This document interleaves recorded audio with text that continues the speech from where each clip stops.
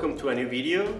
Today I'm in LA. I have to drive over here just to find a new project that Mr. Felipe Valdovinos is developing. Right now he's a recent graduate from UCLA, and the project that he has, I think, is going to change the future of the economy. It's going to modify some economies, and most important, the implications of other companies can have and how they're going to develop new smart contracts. Welcome, Felipe. It's a pleasure to have you here.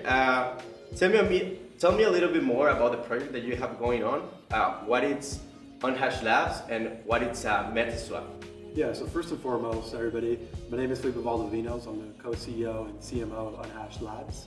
And Unhash Labs is a creative Web3 studio that kind of uses blockchain technology to mitigate and solve a lot of problems in society. So Metaswap is an NFT marketplace we've been developing on the HEDERA network. And one thing that's interesting, if you're familiar with NFTs in general, is that the HEDERA network operates at 99.9% less carbon footprint, scalability, and more security because it's completely decentralized through a governing council that essentially leads the way of HEDERA's future. And if you're familiar with NFTs, I would imagine that you know how expensive it is to use Ethereum or how unreliable it is to use Solana. And essentially with Metaswap on HEDERA, you're able to scale the use of NFTs through real life situations. So for those of you that don't know what an NFT is, in short terms, it's a way to prove ownership of something without trusting a third party. So just leaving you with that brain food, you can begin to, I guess, theorize the different implications that you can coordinate NFTs to. Great.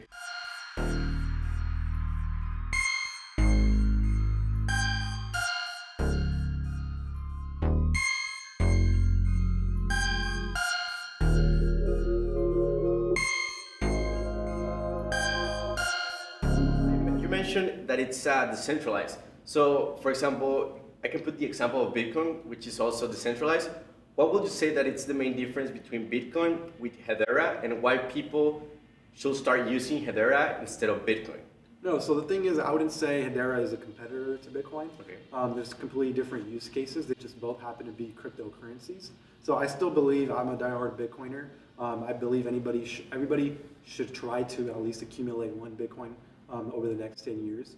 But with Bitcoin, it's a proof of work protocol. So that's a completely different way that HBAR is ran.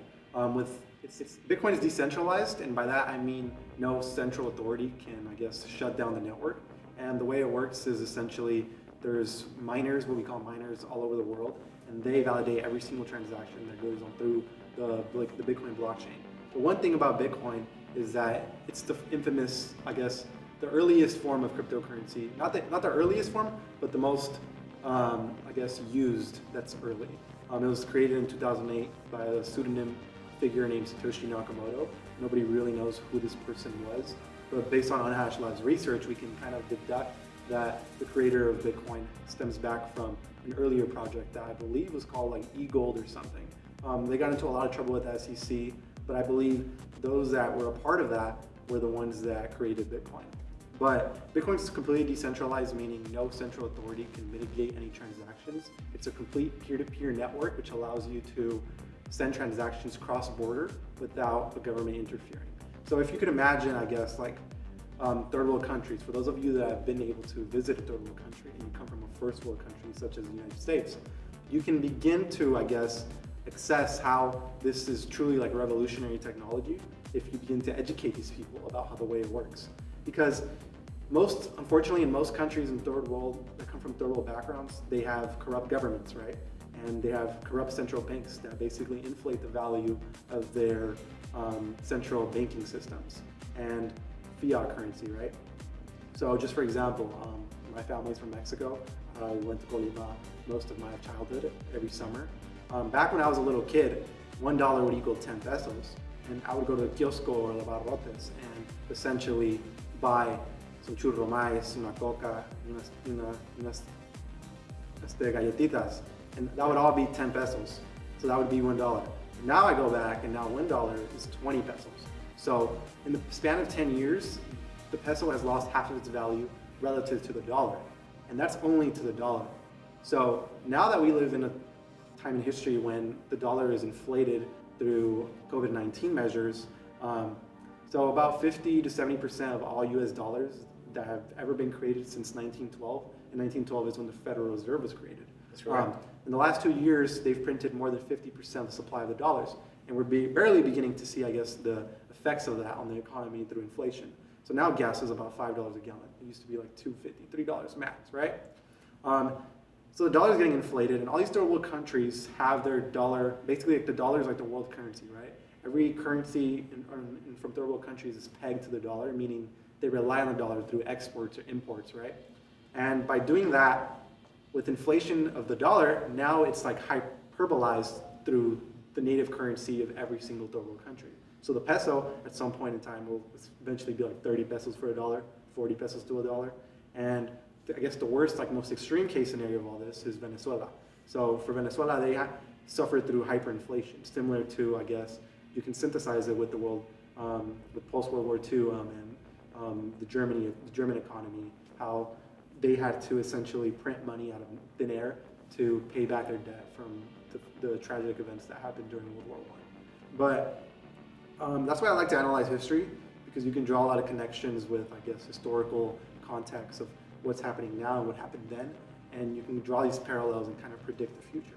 But that's why Bitcoin is very important, because it helps mitigate all of that.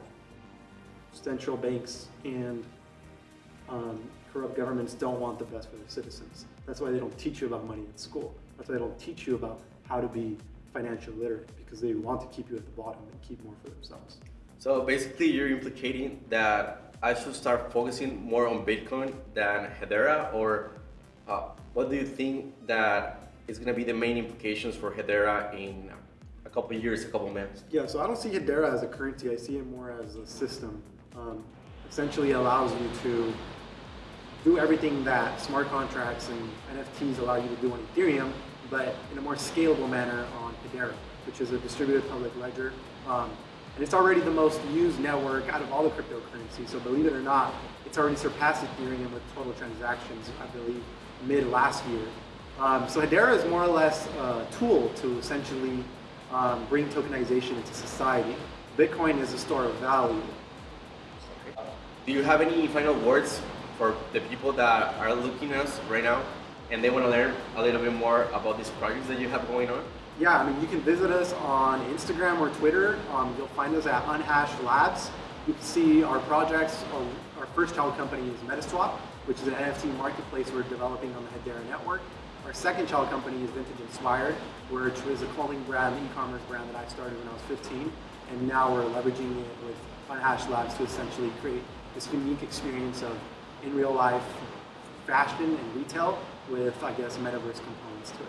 And lastly, Unhashed Insider, which is our educational platform where we kind of bring all of our knowledge of the space together to essentially diminish that learning curve for people so they can, I guess, learn about crypto, Web3, blockchain, everything that this space has to offer. And I strongly encourage you to do so because it's such an early stage. Bitcoin's only been around for 13 years. HEDERA's only been around for 3 years, 4 years. Like, it's still relatively early to where this is headed. Wow, so you heard that, guys. I'm going to put the information down below. If you have any comments, any questions that you would like to ask, feel free to comment. Hope you subscribe, smash the like button, and I see you in another video. Thanks for having me. Good.